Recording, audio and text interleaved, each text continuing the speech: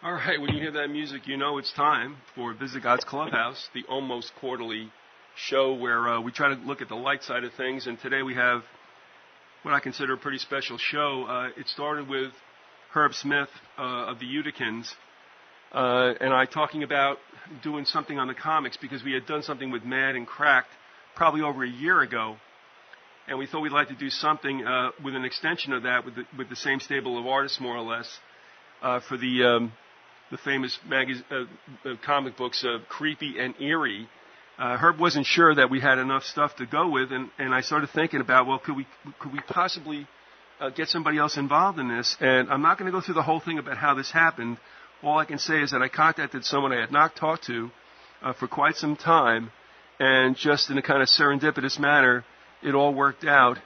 And with Herb with us, we also have Deborah del Prete, and the list of credits for Deborah is long and exhausting. Suffice to say that she has done very well for herself from the times when we were all together in Palisades Park, New Jersey. She's currently the principal and founder of Carnet Entertainment. Her producing credits are some films that I know that you've all heard of: The Wedding Planner, The Spirit, Green Street Hooligans, Buried Alive, Suburban Girl, and the creature feature, Living Hell, for the Sci-Fi Channel. Under her new label, she's produced the film Lifted, and she's an executive producer of Paramount's classics Mean Creek, The Open Road, and From Prada to Nada. And it goes on and on. She has been involved in TV. She's been involved in theater. What I think is also extremely important and often never spoken about, she kind of has given back to the community as well. She has been a multiple-term treasurer of the board of directors for the New York chapter of Women in Film. She's been an artistic advocate for the foundation of Los Angeles County High School for the Arts, and has served as an executive mentor for both the Producers Guild of America and Step Up Women's Network. She's currently a member of the board of directors for Word Theater in L.A. and is a member of the Talent Managers Association, for which she recently has directed the 2013 Heller Awards. I'm glad to have said that I knew her when, and she's with us today, and I'm sorry for that long-winded stuff, but it's your own fault, Deborah. Thanks for being with us. You're more than welcome. I'm happy to be here. Yeah, Deborah, I'm going to go into, perhaps how this all happened, about seeing your credits roll up on the Spirit and saying to myself, that can't be. Oh, it has to be. And having that back, in the back of my mind for about a year or so. And so when Herb and I were talking about this kind of show, I thought it would be a natural. And I'm really happy that you came on. And Herb, I just want to introduce you to Deborah. You guys have some things in common. We'll talk about that later in the hour. Hi, Herb. Hi, Deborah. Nice to meet you. Hi. Same here. Now, I'll tell you what, I never really knew that you were somewhat of a comic book aficionado when you were growing up, let's say. Right. And that would be something I think that was considered unusual.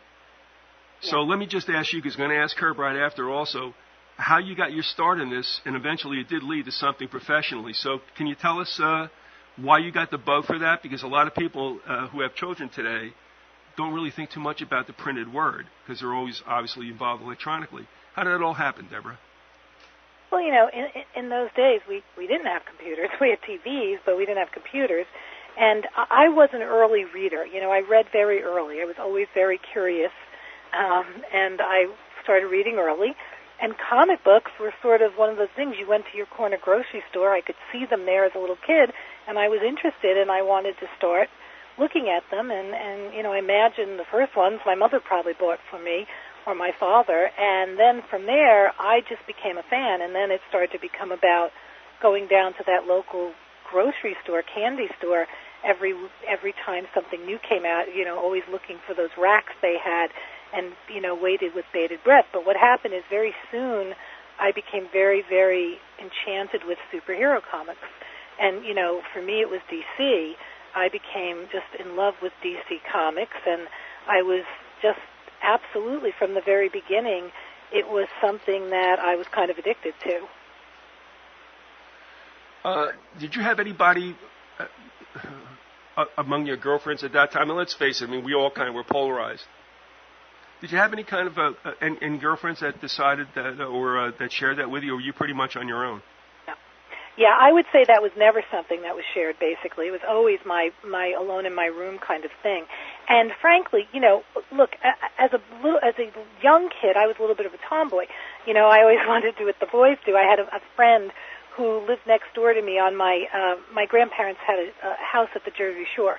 And my best friend who lived next door was the exact same age as me, and it was a boy. And so, you know, we hung out together, and we climbed trees together, and I could do anything, and I was, you know, was going to be the tough girl. And so, you know, he was a boy, and he read comics, so we did that. But when it came to girls, no. And my girlfriends at the time, when I did stuff with them, it was much more girly stuff. I mean, you know, I've always had that bizarre mix of the two, because I definitely hung out with my girlfriends and, you know, played with dolls and made Barbie clothes.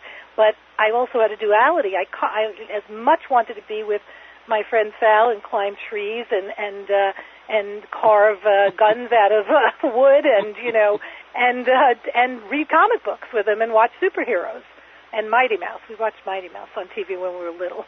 But anything with the super theme was good for me. But it is true, though, that I did start as I got a little older and maybe into the, you know, 9, 10-year-old age. I was attracted to comic books that had female superheroes in it because I did want to relate, you know, as we all do. I told you that my entree into comic books was basically because at like 5 or 6 I was sick. That's all I remember. It was that long ago, but at least I could read. And for whatever reason, whatever the comic books that were given to me, I kind of gravitated toward Batman. And there's something else I remember from when I last spoke to you. That when it came to the newspapers, I was a big Phantom fan. I don't know, you know, it was just something about them. I know they were mysterious, but they also seemed very human. And it seemed like I thought to myself that, you know, I could probably do that. And that meant a lot to me because if I thought, I mean, I couldn't be Superman, but I think I could be Batman and Phantom. And so for that was my entree. And then I got into Classics Illustrated, which is another whole story. But Herb also got, Me too. I read Classics Illustrated. You did too, okay. Yeah, that was a big one too. Yeah, I mean they were excellent, by the way. But I mean that's how it was, and I want to ask Herb also because Herb became a really pretty decent. I would even say a historian of comic books. And Herb, what was your entree into this? I mean, was it kind of like Justice League or Marvel or what? It was Marvel, and the first memory I have of really getting into comic books was I was probably about maybe 11 years old or so, 10 or 11, and in the couple summers I went to a day camp, and the first year I was there, they would take us on little excursions, trips like that. But before, I think it was raining one day, and we stayed in the one of the owners that was also one of my teachers in his basement. Because it was raining one day and we didn't go anywhere for a while, and they had some comic books there, and one of them was a reprint called Marvel's Greatest Comics, which was a reprint of Fantastic Four, and the one I remember was they call it the Galactus or the Silver Surfer trilogy right now. It was fantastic. It was a reprint of Fantastic Fours, like 48 through 50, where they had the Silver Surfer and Galactus. So that's kind of like the first memory I have of really reading comic books. And then that's where it started, and then later on I started buying them, as like Deborah mentioned, when you go to the store and they'd have it on the rack. And also we had a lady who had they don't have them anymore, I don't think. They certainly don't have them in Utica. I mean, they haven't had them in years, but there was a lady, Helen, who had a newsstand on this on a street in downtown Utica called Bleecker Street, and she had a newsstand that she would open up in the morning, and I would get comic books there, and she looked, I guess the story about her was she was dressed in she looked kind of like a homeless lady, you know, looked like a very poor lady, had the gloves without the fingers in them and everything, but the word was, the story was that she was actually very rich. So I used to get comic books there, and then I remember one time, my mother and I took a trip to New York City to see one of our relatives, and in New York City, where the comics are printed, the comics are actually a month ahead of what we would get in Utica, and I thought that was a real big deal. Yeah, sure. That was a big deal, right? You were like yeah, the cool it was. guy getting ahead. Yeah. Yep, they were a month ahead. I couldn't believe it. You know, you said about being sick and reading them. I think I did that a lot, too, because I was also, when I was little, from like about 5 to about 8 or something, I had like a lot of allergy issues as a kid, and I was sick in bed a lot. Right, so that might have been part of it. The thing with me is, though, that, and why I think I don't remember exactly when, I started really early. I was collecting at 6 and 7 years old already.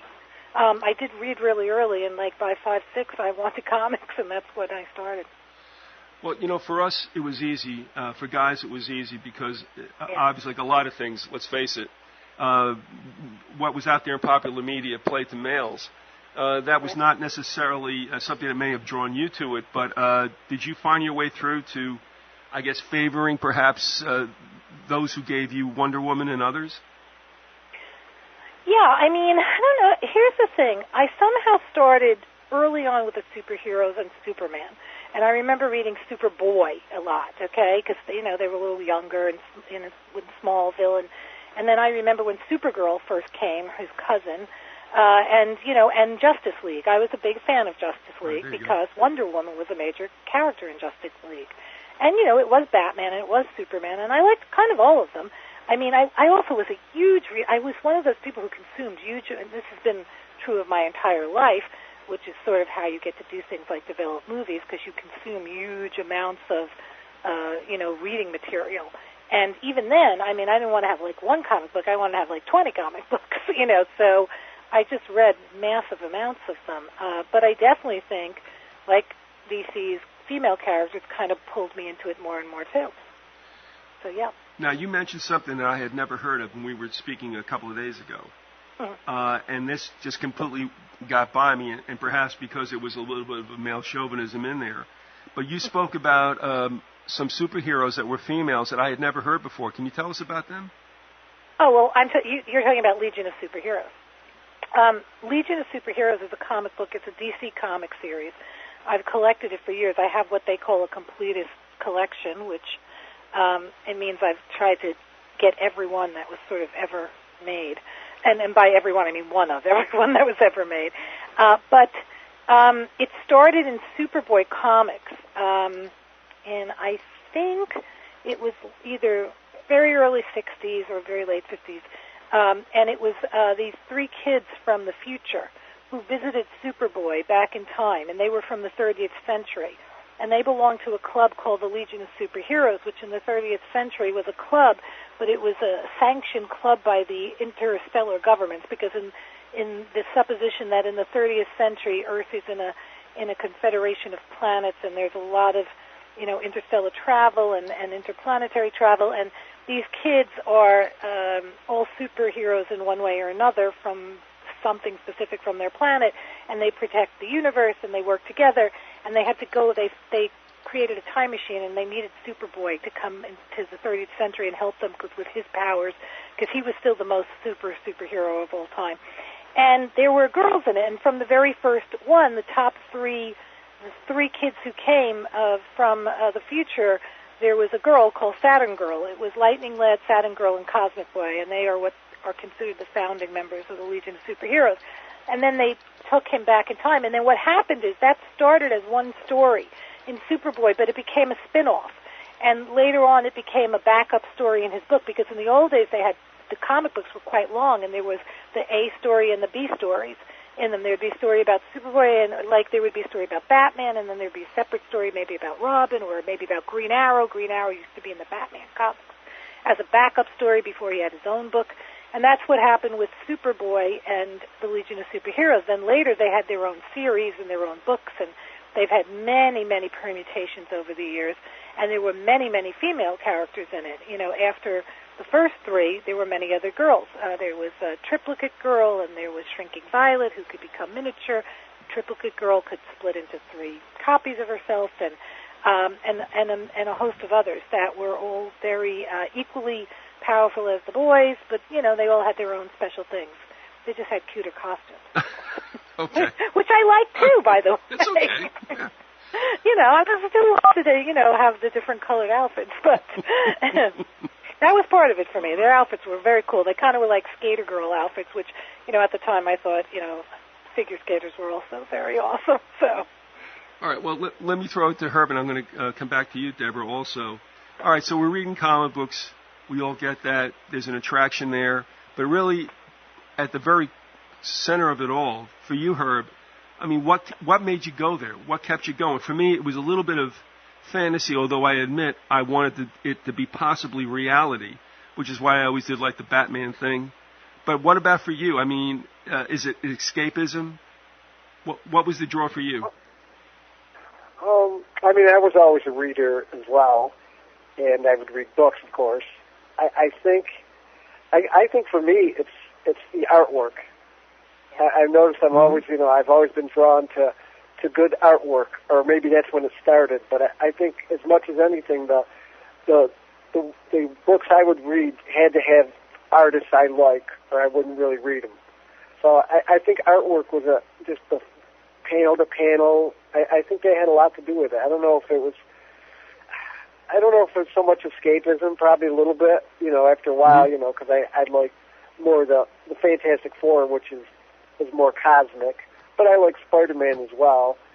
Yeah, I really think for me it probably was escapism, but the artwork I like. I was drawn to good artwork, which is why, I was a big Severin fan, because he was the first guy, this is later on, my favorite craft, but he was the first guy that could really that I saw, that could make a face look like a face, and when he drew somebody, as far as, obviously Crack did a lot of TV and movie parodies, you knew who he was drawing. Yeah. Mm-hmm.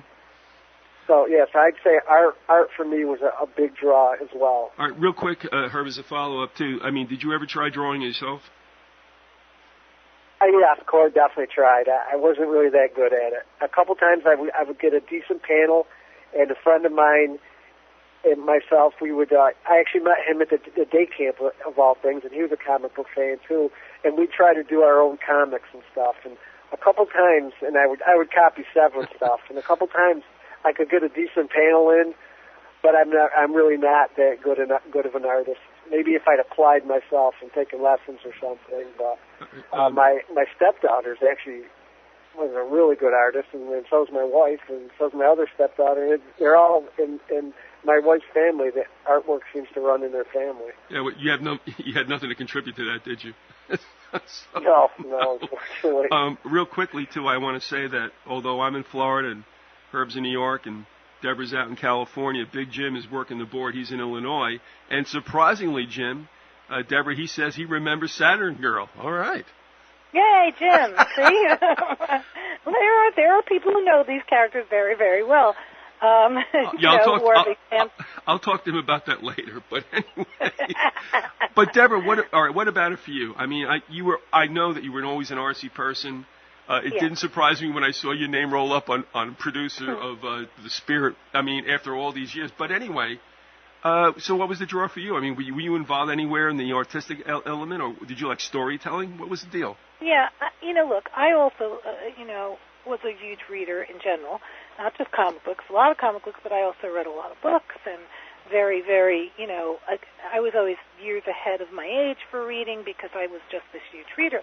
But the truth is, I'm a very visual person, and the art is, I think, key to it all because, like, Herb was saying, if I didn't like the artist, I would not like the book. I mean, and if somebody, and the worst was when, and I'm sure you had all had this experience, when you loved a book and then they changed the artist and the characters didn't look the same. Yeah.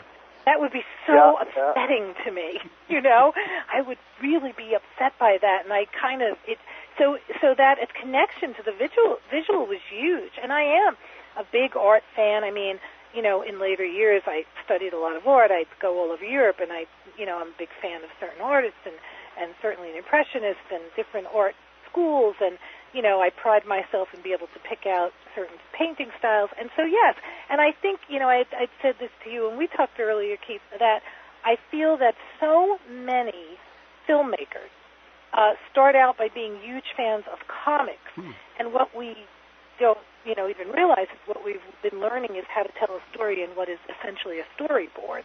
because later on when we make movies, we look at things from that perspective of how we're going to tell a tale in how many images, basically. And something about that just struck that chord with me. And later on, and throughout, school, and as I did do performing, and I did all those things, but it was also always visual. I did try to make my own little movies, and I did paint for a while and draw for a while, and I would try to copy the comics and do the cover of the matchbooks and all of those things. I never, was a great artist, and my son is even more talented at those things and a more talented artist, but we all had a bit of that in us in our family. So I do think it was the artwork that's the major attraction to comic books, definitely. Well, you bring up a good point now, and this also is something that leads into your career right now and the one that you've had for many decades. When I got into college and took some film courses, it never struck me that there were storyboards which were very much visual. I mean, I was always thinking of text. I was a writer myself, but I only thought about the printed word. And I never realized that there were storyboards and basically what you would call like screenshots, if you will. Now, will you tell us about that process? Because I think that's something that escapes most people when they think about the making of a film from the very beginning. How does that all work out with the printed word and the visual? Well, look, they're equally important in a film. In a book, all that matters is the printed word, right? But when you go to the medium of storytelling, look, if you're the kind of producer and filmmaker I am, and I've also directed movies, you are all about storytelling, right? And it's just what form we tell it in. We could tell it on a TV show, we could tell it on a big screen, we could tell it on the internet, but it's all about telling stories, and books are about telling stories. So people who are in love with sort of storytelling go to film, and then they want to tell the story both in the words and in the visuals. When I first started, first of all, my father was a film editor, and he was a film editor in New York, so I did learn stuff at a very young age, and I would go visit him sometimes at his work, and so I did start to put together image and story very, very early, probably from that influence as well. But when I very first started, I started doing commercials to be, at the very beginning, the first professional work I did. In college, I had done a lot of drama, a lot of acting, but I started doing commercials, and I would do a storyboard. I mean, I'd have to, because to sit there and figure out, especially in the beginning, how I was going to tell this copy. And if you work with an ad agency, they would do boards. But even if you were doing some of the lower budget stuff, you were doing it with, local companies and stuff at the very beginning, you'd sit down and you'd board it out. How am I going to do this? What's going to be the shots? We think about how can we tell the story in the best way, the most dramatically with the shots. Is it going to be close-ups? Is it going to be wide shots? Will the camera pan? Because all those things are different techniques in how you tell a story. Because when you direct film, you are deciding where the audience's eye goes as how you frame the shot and how you people the shot. When people go to the theater, they can watch the stage and they decide how to look, where to look when they want to look close on a person's face or whatever. And as a theater director, and I've done some of that too, you have to do certain things to sort of draw them. But as a film director, you decide if they're close up, if they're far away, whatever. And so that's a very significant part of how we tell a story and how people are impacted by a story emotionally. And storytelling has to always affect people on an emotional level. Intellectual is not enough. It has to be emotional, and part of that is how it's framed, how it's pictured, how the lenses are, how the backgrounds look.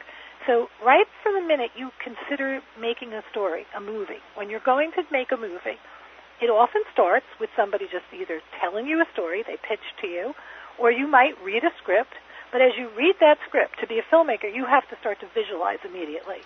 What does this look like? Who are the people? What is the world around them? What am I showing? So it's all part of it from the very first day, and that's what I think what comic books gave us, was that sense right away. I knew what it looked like when when a great artist shows you. It's not all the pictures are not all the same. Some of them are close-ups. Some of them are wide shots. Some of them have an action sense to them in comic books. That translates perfectly to when you start planning a screenplay. Just on the by, they on I guess Turner Classic Movies, they've been doing some stuff about Hitchcock, and I'm just wondering, was it Hitchcock that was so fastidious about the storyboards? Was he one that was really, more replete and covered everything? He's one of my favorites, first of all, and it's okay. There's a book called Truffaut Hitchcock that is my favorite film book. I give it to everybody who works for me and all my young writer-directors and all, and in which Truffaut originally was a journalist before he became a great filmmaker, and he interviewed Hitchcock about every single one of his movies. And I've seen every one of his movies. I'm a huge fan. And the thing about that is Hitchcock was an artist. He was a fine artist in his own right and a production designer. And he comes completely from an artist point of view, and that's why his storyboarding was extremely complete. He did it himself. Oftentimes directors don't. We hire other people, or they hire other people to do it that are better artists than them. You do your own little sketching sometimes, no matter what, but in Hitchcock's case, he was a full-blown artist. Frank Miller does it on storyboards too. There are certain artists who don't, certain directors who've been able to, but Hitchcock came from the perspective of being a fine artist and being somebody who could draw brilliantly. It also seems yes, he ordered it all. Sorry. Yeah, he seemed to be just more hands-on. I mean, when they had these interviews with people, some said he was a son of a bitch, others loved him. I mean, you kind of got the idea, but it always seemed to me that he was, and I kind of like this in a sense, that he was extremely organized and knew exactly what he wanted, so there was no wasting time as to what was going to happen. This is the way it's going to be, and he got it done that way, and it seemed obviously to work. Well, you know what? That's what makes a great, in my opinion, and I've worked with many, many directors, a great director is somebody who knows what they want. They have a clear vision in their head of what their movie's going to look like in every aspect. Not just, who's going to play the part or what the script's going to say, but how every frame of the film will look, how the colors will be, what the size will be. And Hitchcock, he did things in a time when he was creating film technique. He would do shots that never had been done before. He didn't have a Steadicam, and there's shots that he did in his movies that I still to this day am not quite sure how he accomplished. Or he would do something like the movie Rope, in which he just did it with 2 cuts in the whole movie. It's not cut. He planned that out. To do that, you have to be incredibly precise, believe me. To do something in 2 takes like that, that's just unbelievable pre-planning. But it works because, and look, we always know what a Hitchcock movie is. When we see one, because he had a real style. It's an artwork when the right person's doing it. We're at the bottom of the hour. I want to let everybody know this is VYZYGOTH'S Clubhouse. We're talking with Herb Smith from the Utikins. You've heard her before about Cracked and Mad. We're going to talk about Eerie and Creepy in the second hour. We're also with Deborah del Prete, as we said, a film producer from Hollywood and somebody I knew back from Jersey, and was very happy to reconnect with her. Deborah, by the way, I have a link up to Coronet. Do you want to add anything about what's there on Coronet and what people could be looking forward to in the future? Well, I guess Coronet is my own company, but the next movie that I'm executive producer of is a film called Ender's Game, which is based on a very, very well-known series of sci-fi novels by Orson Scott Card. It's coming in about a month or so, and it's Harrison Ford and Viola Davis and Asa Butterworth, Haley Stayfield, and it's a pretty exciting sci-fi movie. That's the next thing up. I have a number of films in development, too, that go next year. One called The Submarine Kid, another one called Third. And there's a lot of stuff on our slate other than that, so many, many more things to come. All right. What I want to get back to also, and Herb and I think are agreed on some of the artists that he's involved with, Severin being the foremost. Are we thinking that perhaps we had, shall we say, the best artistry that we ever saw in comic books? I've not, to tell you the truth, I volunteered at a detention center, which was an open ranch for children. And some of them like comic books, but I was like at a loss to find out what was out there. But they all seemed, now we're talking about the late 90s. They wanted X-Men. And I'd go out and buy them for them. And, I was surprised they were a little pricey, but it's okay. So what? But, that's the only thing I ever saw. And we look at cartoons today, and they seem not to be animated as well as they were in the old days with Warner Brothers and such. So, Herb, I'll get to you with Severin in just a second because I think we agree that he is absolutely excellent and his stable as well. Deborah, what about that? I mean, I don't know that you necessarily keep a pulse on comics any longer, but did we have a special time? I mean, with the people who worked on those comic books. Well, here's the thing: the comic book industry is not that old of an industry. It really didn't. It was really between late 30s, early 40s. Mm-hmm. It's really where it started. So it's not around that long, to be honest. And those guys, a lot of those guys were really the ones who are the innovators only because no one had done it before. Many of them were really great artists, but there have been a lot of great artists, I think, in each generation. And frankly, there's such volume now. I mean, when we were kids, there were two comic book companies, Marvel and DC. Then there were 100, 200, 300, 500 comic book companies. There's not even as many quite now as there were, I'd say, 10 years ago. But the thing is that there's a lot of good artists out there. There's a lot of really talented people out there. There were some greats in the past. I think there's probably as many greats around. Maybe they don't get to work as consistently as some people did at that time because, again, it was not as diluted as it is now. It's more economically, I think, probably challenging today. But, there's some really terrific still artists, and I think there will always be. I mean, I've worked with a couple of great artists and fascinating artists and known others, and I think there'll always be other great talented artists that can come along and do this. But I think that each generation has their own, but there were some really brilliant guys at the beginning, and they were inventing. Mm-hmm. They were inventing, so that makes them sort of special. Herb, you have no argument from me because I have to admit I was always impressed. I mean, Mad Magazine does exist to this day, there's no doubt, but when I look back to what I was looking at through the 60s and 70s and 80s, I mean, it never really got old, and the artistry was excellent. Plus, I have to admit, I mean, with Cracked and Mad, I mean, there were a lot of side jokes I didn't even understand when I was a kid, but my father was laughing his butt off, so I knew there was something there. But there's a lasting quality, isn't there, about... I talk about eerie and creepy in the same vein as I do Mad and Cracked. I mean, they were just a great group at that time. And is that something also that you feel probably will never be replicated? Yeah, I don't follow comics, obviously, really anymore. I'm going to have to start going looking and seeing something. But to me, like the entertainment comics, the EC veterans pretty much paved the way. I mean, obviously... Jack Kirby and Will Eisner were the original guys, really. And then EC really picked up and ran with it, I think. And those guys will always be legends. And EC will, because you're the first, you're the innovators. You're always going to be there, And the draftsmen and the artists they turned out for EC were just incredible. Severin, Wood, L. Williamson. I think Reed Crandall's later, but he was a Warren guy, and Warren, which we'll talk about, eerie and creepy, in the next hour, picked up where EC left off, and actually got some of the artists from EC, like Severin and Wally Wood, who I mentioned, and Al Williamson, and they took those guys, guys like that, and because that's how important EC was to like Jim Warren and to comic book aficionados.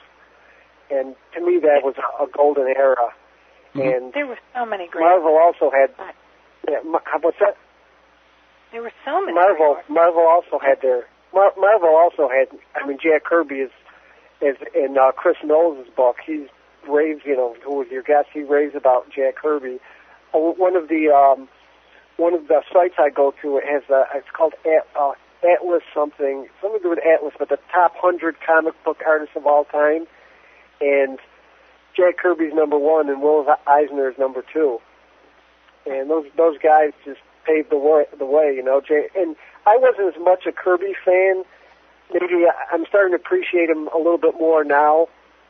But even fans of his will say, yeah, at times you could see he was kind of blocky in the way he drew fingers. But I think I appreciate now more the imagination. Back in the day, I was all for realism. which is why I like Severin so much. And, now I'm starting to appreciate, like, the guys like Kirby and Neil Adams, who I think is outstanding. And one of the things about Severin... Neil Adams is such a talented artist. I know Neil. I've been lucky to work with all these people. Of course, I'm sure you all realize, or probably guessed, that I did get to know Will Eisner before he passed away. I actually had the luck, especially as somebody who was a great comic fan my whole life, to actually option the Spirit and speak to Will about it and his visions for it. And I'm very fortunate that I think I told you this, Keith, I have one of the original pages of the Spirit, his artwork from 1939, from his when it originally appeared in newspapers. I have one of his originals. And I obviously I work very closely with Frank Miller, who was really a true protege of Eisner. And I have some of his artwork, but I've also met Neil Adams, and I've been to his studio, and Neil is an incredible artist, almost in the Renaissance sense, if you really look at his work closely, especially when you see all the original stuff. When we're reading comic books, they're great, and they're beautiful, and they're printed, but if you go back and see any of their original work, the lines and everything, it's just incredible what really fine artists some of the comic book artists are. I'm going to open up the lines. I'm sorry, go ahead, Herb. You want to react to that? Oh, I was just going to say, Deborah, I'm not sure if we put up some, for the hour we're going to do, I sent Biz some of the creepies and eerie's, and he put up some scans. And are you familiar, of course, you've heard of Warren Comics, right?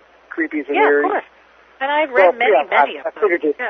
Yeah, I guess their story, the hands-down story that's considered to be the best, is Neil Adams' Thrill Kill. I don't know if you've ever seen it. Yes. Neil Adams, that's considered the best. And they said the writer, I think Jim Stenstrom, said this was for Neil, or I think either Jim Stenstrom or the editor Bill Dubé said this is for Neil Adams, because all the shots he did from up above, it's about a guy gets on a rooftop and starts killing people, but the angles that he had to do, and they said only Neil Adams could do it. Well, and Neil sees himself, I know Neil, I've been with him a number of times, he also sees himself as like a filmmaker. He sees, and he does definitely have a filmmaker's perspective of storytelling, and that's what he draws, and he definitely sees things as a filmmaker sees things. There's no question. Well, real quick, one of the things I liked about Severin is maybe he wasn't as innovative as like an Adams, but in addition to his ability to draw faces especially and capture expressions, one of the things I like about Severin is he always had things going on in the background just to tell a story. And I always thought it was kind of like watching a film with Severin, too, because some artists would just put a little bit in the foreground and didn't have the detail a guy like Severin would have. But Severin would always have little incidental things going on in the background. Right. And it had a good flow to it. That was kind of a hallmark of his, right? You'd look for those pieces. Exactly. Yeah, the detail he put in was incredible. And his stories to me were so readable. I could always read a Severin story because it was so clean and like you say, some art. If the art, sorry, go ahead. You would always know his work too. That's the other thing with those artists. Neil Adams, you never mistake Neil. You see his work, you know it's his work. Let me interject. Will Elder was like that. I knew Will Elder as well. Who was basically mad, right? But, I knew his work was beautiful work. And you could tell it was his right away. The lines somehow were different. We may have a caller. I didn't release a number, but let me ask. Jim, do we have anybody coming in here? All right. We'll let that ride. But let me give the number. Yeah, we do have a caller. Okay, caller, if you're there, come on. Hello. It's Karen. The crazy lady. Can you hear me? Yeah, we can hear you, kid. Yeah. Yes, it's me. Hi there, Deborah and Biz and everybody. Triplicate Girl. I love the sound of Triplicate Girl. I never heard of it before, but that sounds so cool. Triplicate Girl. But I was going to say that everything you said, Deborah, was really neat because you were talking about that you were a tomboy, and your best friend at at some certain point of your age was a guy, and me too. And but I never touched dolls. I hated dolls. But I did all that stuff, and I also was an early reader and also picked up on the comic books early. But as I was saying earlier in the evening to somebody, I was really drawn right away to the sort of crime comics. And because my brother would read those, those, some of them were kind of, suggestive things like, crime does not pay and stuff like that. But I liked them because when I was a kid, I always enjoyed those, like film noir and the crime stories.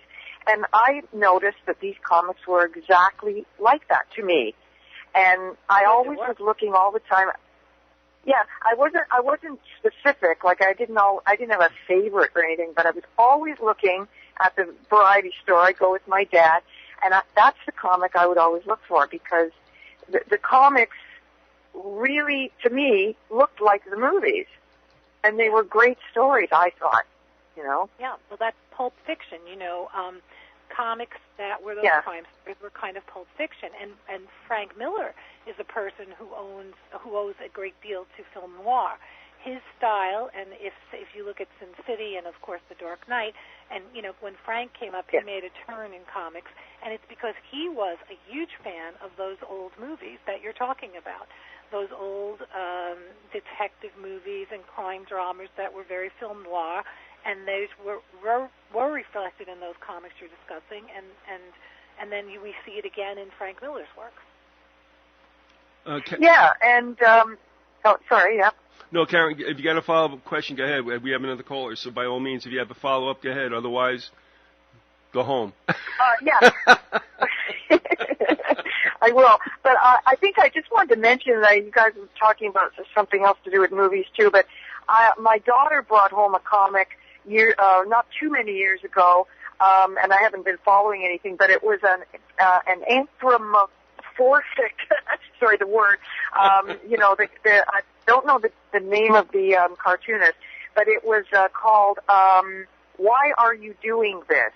And it was about a serial killer, but it was animals. Like it was very sparely drawn animal characters. And it was very dark, but I kind of thought it was really neat. I think the guy was Norwegian or something. I don't know if you've heard of that. Watch it. Yeah, I know. Well, I just want to say, if you go to Comic-Con ever, you'll find a comic book about everything in the universe you could imagine. Terrific. All right, Karen, thank you for the call. We appreciate it. Oh, okay. Bye-bye. God bless you. Take care. That was Crazy Karen from Canada, the linchpin of the empire. But no, she's good. Also, what I want to ask you before we get into the spirit, I'd like to talk to you about that a little bit before we go. We had to drop our call off, so caller, if you're out there, come on back.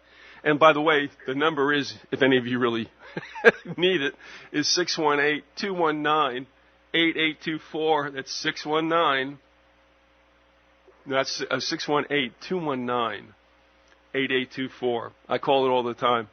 Anyway, what I wanted to get to also, Deborah, this is something about Hitchcock also, and also framing things. And the reason I bring this up is because, and this goes back to the definition of terror and horror. What's the difference? But here's where I'm going with this.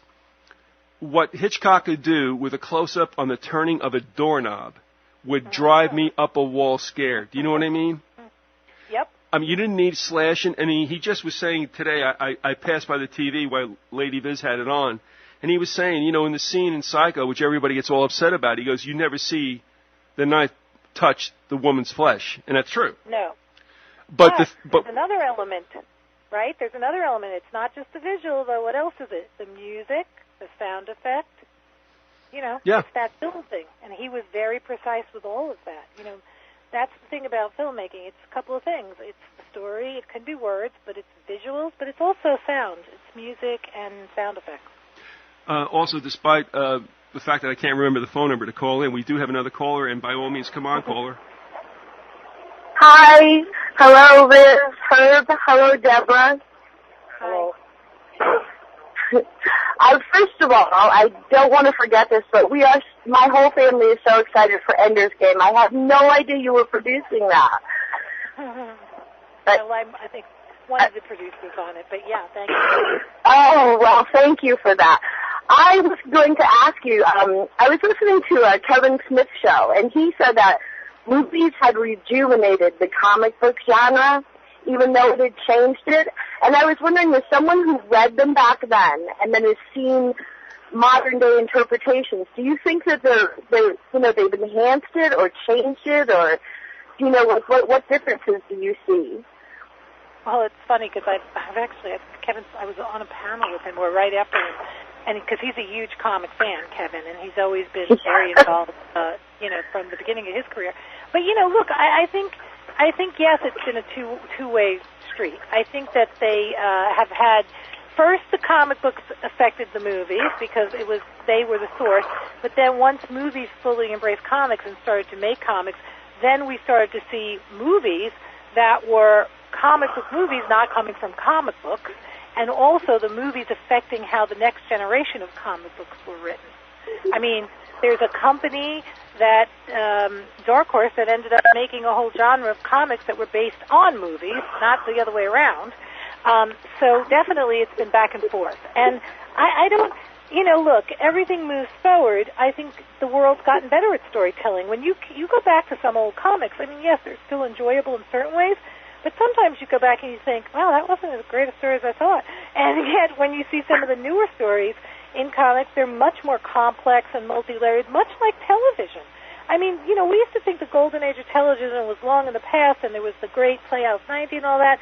Yeah, there was some great stuff, but man, are we having some incredible television today in this new generation of the cable channels and Breaking Bads and Homeland and things like that. They're fabulous and multi-layered storytelling that years ago would have been in great movies.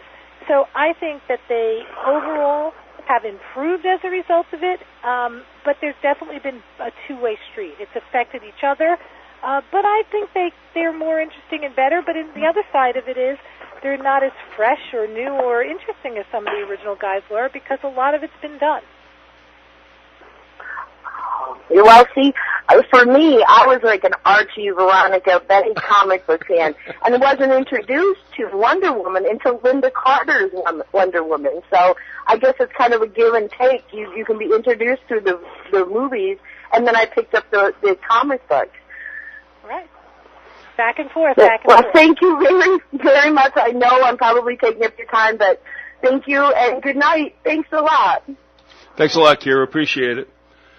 I got a little story about, I can't believe Kira was talking about Archie Comics because I met the daughter of Bob Montana, but that's for the second hour. Anyway, but Deborah, I tell you what, I'm wondering, and I've been wanting to ask you the whole show, and that is, when you took on the task of the Spirit, was that something that was driven by your love for comics, and it would seem to be a little connectivity there? Is that the case? Absolutely. I mean, my whole career I was wanting to do something with comics. It was very hard to get those rights at that point. They were all tied up all over the place. And just by a series of crazy events, I was able to find the person who had the rights. He came to me, actually, because I owned a theater in Los Angeles as well, the Coronet Theater, which is what the film company's named after. And I met this man, Michael Uslan, who had the underlying rights to a lot of comics. He had worked at DC very early on as a kid, when nobody thought those rights were going to be very meaningful. And in fact, he even had the Batman rights, which had already been made at the point I got the Spirit rights. But he had the Spirit, and I was super excited to be able to get rights for one of the, seminal comics, and then have the ability to work with, meet Will Eisner and work with it. That was, major for me to be able to work on a comic book, for sure. Deborah, we have a caller, too, I think, again. Caller, if you're there, please come on. Hello? You're on. Yes, hello. Hey, Gino. How you doing, Viz? Hello, everybody. I just wanted to pose a question to Deborah? Miss Del Prete, Deborah, who happens to have the same name as my wife, but we had did a trip to California a few years ago, and we had gone to Bodega Bay, where they film the birds. And one of the things we found out, to our dismay a little bit, it was a really great place that we stayed at, but in the early afternoons, it gets incredibly windy there. And even if you look at the greenery and the trees and the growth, it all grows, it's all bent sideways from the winds. And I just want to know if you have any insight as to how they filmed and got the birds to agree, during the filming of the birds during that, in that climate. It's incredibly windy there. And it blows the power lines down and the power goes out. And, we had gone to a point where they have a memorial to fishermen and stuff who died out there from the winds in the seas and everything like that. So I just wanted to know, how they, if you have any insight as to how they actually got those birds to, quote unquote, cooperate during the filming of that movie. Well, there's a lot of pieces to that question because, first of all, birds, depending on training, it's very difficult. I did a movie once with a bird. And it was just so difficult to get the bird to do what we needed it to do. Oh my gosh. So, first of all, it's what kind of birds do they have? Were they trained birds? But probably a lot of those shots were composited shots. And that means that they necessarily weren't shot where they were physically done. The birds were not necessarily there. Yeah, some scenes you can tell. Yeah, a lot of that is compositing. But having said that, even in a place like that, I'm sure there's months when there's no wind. Like, for example, I shot in Oregon once, and I shot in Eugene, Oregon, a movie.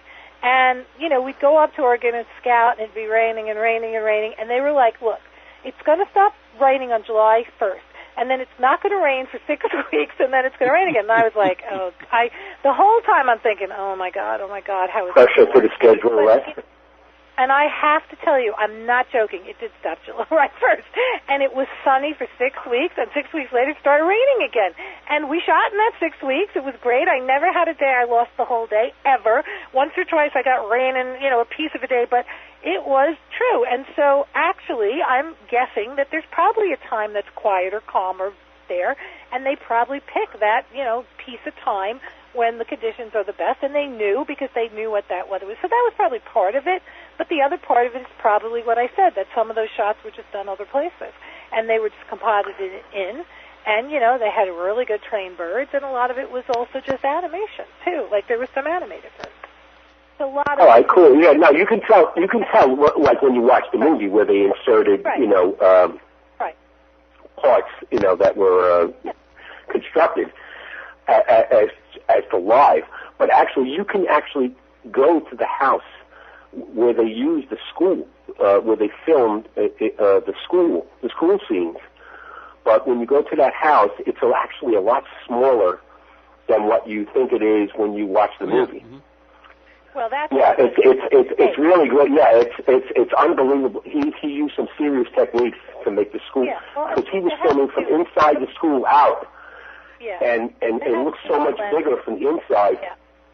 Right. And when you go, it's a lot smaller. Actually, the descendants of the people who own the house live there, and they're very eclectic. And, they're very, they're into the hippie thing and stuff like that. But you can go there and without going on the property, and actually, they allow you to film or take shots if you want. And, my last comment is that I grew up kind of, I was into DC a little bit, but Marvel was my favorite due to the fact that I think the writing, they were more clever and they were a lot more funnier and sarcastic in their, in a lot of the superheroes, it was a lot more, less wholesome than DC was. DC was more wholesome, right? And Marvel was not. Well, anyway, thank you for letting me call in, and nice show. And Vince, good to talk to you again. Gino, hello. Gino, thanks a lot for calling. Gino's from Brooklyn, And I just want to say, Deborah, because I know we got to let you go, Gino's a pretty decent photographer who works a lot, with shadows and angles and black and white. Does a really great job, so I think that's one of the reasons why, Gino, you called, and I appreciate that, because you're pretty good in screen composition. Well, thank you for the comment. All right, bro. Take care of yourself. Thank you very much. You take care too, buddy. Love you. All right, bye-bye. All right, Deborah, we got a couple of minutes to go, but I would like, for you to at least comment about the spirit. And I want to tell you something also, and like I said, I'm a bad barometer for films, because I like stuff that it's consumer. I mean, they love it out there. I don't. The spirit I like, but I think you can understand that also, and I think Herb feels the same way. We kind of like the film noir. We like the comic noir. We like mysterious, not necessarily, I don't know, homicidal, if you will. We like the things that happen in shadows, and I think you try to capture that. It was almost like the movie was done in charcoal in a sense, and that was fine with me, and I think Herb feels the same way. You take a shot, what happens, happens, but I think that was a meritorious thing, and your thoughts on the spirit and whether or not you would ever try to bring another character, because that's one of the emails I got before. Would you ever try to bring one of the characters from the comics to life on the screen, perhaps one that is not well known, which I think makes it all the more fun? Your take. Well, sure. You always listen. I'm not discouraged by something like the spirit. I've made a lot of movies in my life. Some have been huge successes. Some have been medium. Some have been failures. That's what happens. Because with the spirit is one artist's expression. It's Frank Miller's perspective. The reason the film looks that way is because that's his art. He did not want colors very saturated. He made sure we pulled the color out of everything. He wanted visuals. He storyboarded the entire movie, every single shot. Every single shot we shot in that movie had been pre-storyboarded. We'd shoot at the beginning of the day. We'd had this big board. We'd put up all the frames he wanted to shoot that day from that he had drawn himself. And we'd put them all up, and then we'd progress for the day's shooting and get all those shots. So, and then when we worked in post, because it was a massive post, because every single shot in that movie, every frame, is basically a visual effect, because all the backgrounds and everything are put in, because he wanted it to look like a giant comic book, and I think it does visually. Yes. I think it looks like one of his comic books, and that in itself, I think, has made it very unique, and it also probably made it hard for some people to like, as much as it made some others like it visually.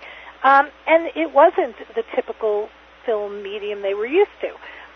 But, you go out on a limb and you do something sometimes, and it wasn't that well received, but I think as an artist, Frank made a very pure artist statement and a very pure artist vision, and I always think that's worth doing. And sometimes when you do that, you take a huge risk, and you're Kubrick in doing 2001. I'm a huge Kubrick fan, and by the way, so is Frank Miller. And when we first met, we bonded over 2001, which is why I became a filmmaker, by the way. It's the movie that was my film that I saw as a kid and went, oh my gosh, I have to do that. I have to make those things. How can you take somebody out into space? Which is why, making sci-fi movies is a big deal to me, too. And so I think that you roll those dice and you take a big risk, and sometimes it's a huge failure, and sometimes it's a humongous success. And then sometimes you open up something to people that they never thought they could see that way before. And so I'd always try again, and if I found some great story and I could get people to give me money to make it, because that's part of my job too, I would do it again, of course. It's all about that. It's all about telling one more story or trying one more different thing or getting another idea and putting it up there and finding a way to make it up there. And, look, as filmmakers, we paint a canvas with hundreds of people. It's not, one artist, and that's the difference. Frank can sit in his room and just draw that picture, but when we make a movie, we have to have all these talents and artists, and as a producer, you start that process often. I find that story, and then I bring to it the writer, the director, then the director is, together we cast and do this whole long process that starts with just the idea of a story, and I'm always open to, finding something new to tell about in some manner. So, yes, I would do it again. All right, I'm all for that. And before we let you go, because I know we're running overtime, and I thank you, Deborah, for the time you spent with us, but Herb, while you have Deborah here, I don't know if you want to address anything that you might have wanted to with regard to Miller or Eisner, but if you do, and you may not, Herb, I don't mean to put you on the spot, but I mean, you have her here, Deborah, so is there anything you'd like to ask her before she has to go? No, I'd just like to say both Eisner and Miller are innovators from two different eras, and those guys are, Eisner pretty much he was like number 2 art right behind Kirby. He's well regarded for his role in the comic book industry, and Frank Miller, on the other end, is kind of known as reinventing the comic book industry. Yep. So those are two great guys to work on a project with. I was very fortunate. I will say this. It was sort of, to me, and I don't know that I could ever compare anything again, for someone who loved comics as a kid, for somebody who was an important part of my background, it was sort of an ultimate thing. I spent almost 2 years of my life working very closely with Frank. I got to know, Will. I got to know Will even more through Frank, who was his student and who loved him dearly and who really cared about making a film he thought Will would have enjoyed and liked, and Will was an innovator. And I was unbelievably blessed to get to do it with people who were heroes of mine, and it was a very lucky thing. I have a lucky life to have been able to do that, and I'm grateful for it. Deborah, thanks for the time you spent with us. Folks, Coronet Entertainment, you can check it out. The link is on the promo for this show. I just can't tell you how much I thank you for it. It was great hooking up with you. I mean, the fact, if I had dreamed about how it would go between us after, many, many years without any contact, it could not have been better than the way you received me, and I thank you very much for that. Oh, you're more than welcome. I enjoyed it. It was great to connect with you, and hopefully we can connect, some more and connect about people from our past again. And you guys have a good next hour, and wish you the best with everything, and it was really fun to be on. All right, God bless you, Deborah. Thank you very much. Good night, Herb. Okay, bye-bye. Good night, Dawn. Bye-bye. Bye. All right, we're going to take a break for about 5 minutes. We'll get back, and we'll be with Herb and Creepy and Eerie. All right, we are already in hour 2 with our show about when comics were king and queen. If you've listened to Deborah del Prete through that first hour. Herb, I just want to share one thing with you. If you don't mind, please bear with me. And by the way, great calls. Kira, Karen, and Gino. Great stuff. And not to kiss up to anyone in particular, but Gino, especially, I understand he sent me a lot of his photos. Worked a lot in black and white, which I love, and I think is too little done these days. And I can understand why he asked the questions he did of Deborah, and also Kira and Karen. So thank you very much. We do have that call-in number, which I never can remember, and I'll give it to you later if I feel like. But I do want to tell you this, Herb, and we're going to go into Creepy and Eerie, and this is kind of like an audience participation thing, too, because if you go to any of the portals through which you entered this show, you'll see a number of links to PDFs of some of the Creepy and Eerie artwork and actually stories. Let's call them what they are, stories. And so be ready to do that if you want to follow along with us. So take a look now while I bloviate endlessly about this next thing I want to tell you about. But Herb is going to address Creepy and Eerie. And like I said, take a look at those links that are up top because we're going to go to them. And I think you would like to, if you're near your computer, which you have to be to listen to this, take a look at where we're going to go. But here's what I want to tell you real quick. War story has to do with Archie. I'm playing the Cape Cod League in 1971, which is a college league for really good ball players, okay? And I'm playing for Wareham, which is a horrible town out on the Cape. It's the first one. It's not really on the Cape. You have to go through Wareham to get across the bridge into Bourne, and the rest of what really is the Cape. All right, big deal. So what's the story? The thing is, it was boring. It was horrible. I felt like I was in, like, a watery desert, if you can imagine that. And one day, down the road upon which we lived, comes this white van, like U.S. Mail, and Herb will relate to that. They're the same to this day. I mean, they're just a van, a step van, and it was a U.S. mail truck, but it had been painted, it had been whitewashed, and on it was painted U.S. female. Well, when you have 25, shall we say, rather culturally and sexually deprived males, we all went back into our cottages and got all spruced up. And I happened to make the acquaintance of a girl by the name of Lynn Montana. I mean, Montana's kind of a different last name. I mean, I've heard it, but there's only one other time that I could really say it was memorable, and that was the creator of Archie was Bob Montana. So being the wise guy that I was, looking for an ice-breaking line, I saunter up to Lynn Montana. I said, like, so what is your dad, Bob? And she said, yeah, it is. He is. And I'm like, no. She goes, yeah, it is. And so we talked the night away. And so finally I got down to it. I'm saying, so who was your father in that in that comic strip? She goes, he was Jughead. And so I said, was there a Weatherby? Oh, she said, absolutely. So it was all Riverdale High School, which is in upper, New York. I mean, I don't know if it's upper Manhattan or lower Bronx, but that was all based on her dad's high school memories. Veronica and Betty, Moose, the whole 9 yards. And it was just a really great time. But I mean, for me to go ahead and pop off about, was your dad Bob? And she goes, yes. It was like, ooh. So, okay. It was a decent night. It was a really nice experience. So anyway, so much for my war stories.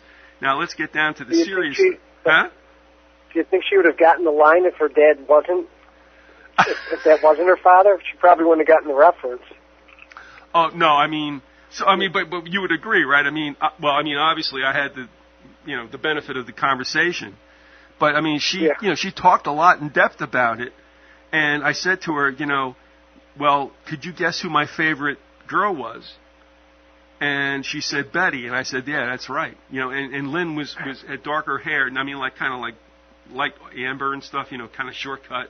And she was up with a bunch of girls who can have a good time up in the Cape, and I'm sure they did, but I'll never forget that because actually scoring was not the idea at that time. She was so interesting. We had such a great conversation that it was so good to have that kind of thing going on. And I'll never forget that, So I met Bob Montana's daughter. So wherever you are, Lynn, thanks for that time. And lady just looks at me and she snorts through her nose. Maybe we should get a hold of her and get her. What's that? I said maybe we should get a hold of her and get her on. Oh, no. Lady, this is looking at me with daggers. That's not going to happen. But, it was, but I have to tell you also, and let me do this before I cut any more into your time, and get yourself ready for where we're going to go with the links so people can pull up those PDFs. What I wanted to tell you was, late one night, I can't sleep. Lady Viz is on the road. And I put the TV on. I'm sitting at the edge of the bed, and this thing, The Spirit, comes on. I'm like, okay, great. And I'm watching the credits roll. And sometimes you don't always have, like, replete credits at the beginning of the movie, but this one there was. And and as it rolled up on the right-hand side of the screen, it said producer, Deborah del Prete. And I'm like, no. But how many times do you see a name like that? And I never did anything about it. And, of course, you can attest to this. When we were kicking around a show about about eerie and creepy, I thought, let me do it. And I was like afraid to do it because, you get older and you just figure everybody's going to just blow you off, like, who the hell are you? And I contacted her, and as I said, it worked out great. But when I saw that name, it didn't strike me like it wasn't her because I remember her always being kind of like in theater and such. This was not a big leap, but still and all. But I sat on it, and then when we were talking about doing that show, I said, let me try to bring her in. And, of course, it worked out. And, I think you'll admit, she was a pretty regular person. It was kind of nice that this all happened. And I have to laugh because she said her downstreet neighbors are Brad and Angelise. I'm saying, so, they walk their dogs like everyone else and pick up the poop or what, so anyway. But let's get to where we were going with Creepy and Eerie. Now, you and I did a show about Cracked and Mad, and I will admit, honestly, Herb, they were excellent artists. And I never knew the names of Severin and stuff until you and Andy Sr. also, who's pretty much a fan of that, we're talking about the artistry and the dialogue and everything in the storyline. Now, let me ask you this. was there any kind of leap from Cracked and Mad? I mean, I kind of like isolate them to one side, and then think about Eerie and Creepy to another. Was there a disconnect there, or was there a time when there was a concurrency and these guys did a little bit of this and a little bit of that? What's the whole deal with that? Yeah, they definitely worked. I mean, for me personally, it was Severin that got me into Creepy from Cracked, because a lot of these guys, I didn't know. So this, of course, this is really before comic book stores, before the internet, obviously, and I didn't know that these guys worked for all different companies. I didn't know they were doing different stories the same month for different comics. So yeah, they definitely worked for all different sorts. You know, they worked for all types of companies. And what happened, as we talked about with Andy, is EC folded because of the Senate hearings and Wordsman's seduction of the innocent. So the EC folded all their horror, you know, because they went after the horror comics and what they were doing to the youth. So a lot of these guys had to go somewhere. And Warren picked up where EC left off. Because, you know, people obviously, I mean, people loved the EC comic books, and they were gone. You know, so Warren picked up on you know, it was a continuation. He picked up where they had to drop the ball. What he did was, it was Jim Warren, who was a small independent publisher, and he had actually, have you ever heard of Famous Monsters of Filmland? No, I haven't, no. By any chance? No. Okay, that was about Famous Monsters of Filmland, and they had pictures of all, you know, monster movies, that type of thing. So Warren had published other things, but of course he was an EC fan, and so he published, Creepy was a black and white magazine, so I think that would bypass the Comics Code Authority. And so he continued with some of the same artists from EC to start a horror magazine, because, and it was all due to the old EC comics, and especially a writer and artist named Harvey Kurtzman, who I think probably should merit his own show someday. I think Andy would probably know more about him than I do, but he wrote for Mad, he wrote war magazines, he wrote horror. Kurtzman's a real big, he also works for Playboy. Kurtzman's a real big name. And Creepy owes everything to EC and Harvey Kurtzman. All right, now, what I'd like you to do is, I'm just going to do a little bit here, but in the meantime, decide where you want to go with regard to the links so people can be ready more or less to pull up the PDFs. But I'll say this, the one thing that obviously, I mean, what I tended toward and why I like the spirit, and I think you feel this way to a certain extent as well, but I liked things that happen at night. I like film noir, not necessarily, you know, murder and mayhem, but just kind of like, I don't know, some kind of ability to like slip through the night to do good, if you will. And that was the idea of Batman, and that was the idea of the spirit. And also, if you think about it too, the Green Lantern.